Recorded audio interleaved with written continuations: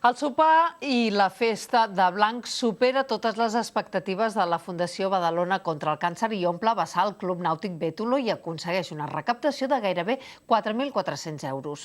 Un total de 130 persones van vestir-se de blanc el passat divendres per aportar el seu granet de sorra en la lluita badalonina contra el càncer. Una recaptació que encara està oberta fins al 30 de juny al compte d'aquesta entitat. L'acte solidari, que va començar a organitzar-se l'any 2010, va patir un parèntesi de 4 anys en primera instància per malaltia dins la Fundació i després per l'arribada de la Covid. Ara, des de la Fundació Badalona contra el Càncer, s'han encoratjat per tornar a organitzar la vetllada i recaptar fons que es destinaran a l'Institut Català d'Oncologia a Badalona. Com arribem a finals d'any, fem recompte. Deia, mira, s'ha recollit tant.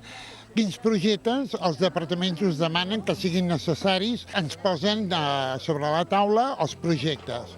Nosaltres mirem els preus i diem, bueno, doncs mira, amb els cèntims que tenim podem comprar aquest, o aquest, o aquest, o aquest. D'aquests que podem comprar, quin és el que és més necessari?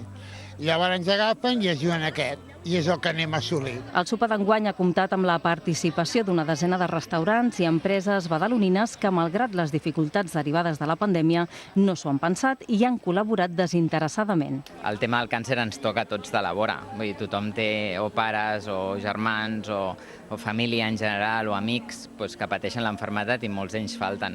Aleshores, doncs, què menys que recolzar-ho. La Fundació també va rebre paraules d'agraïment provinents de l'Institut Català d'Oncologia a Badalona.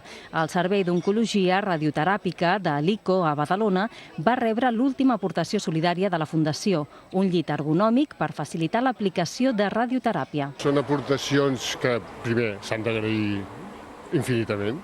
Segon, que són molt pràctiques pels tractaments dels malalts, pels tractaments específicament en radioteràpia, per augmentar la precisió de la irradiació, per disminuir els efectes secundaris del tractament, per millorar els resultats finals, és a dir, la curació del càncer, en aquest cas el càncer de pròstata i, en segon cas, la leucèmia.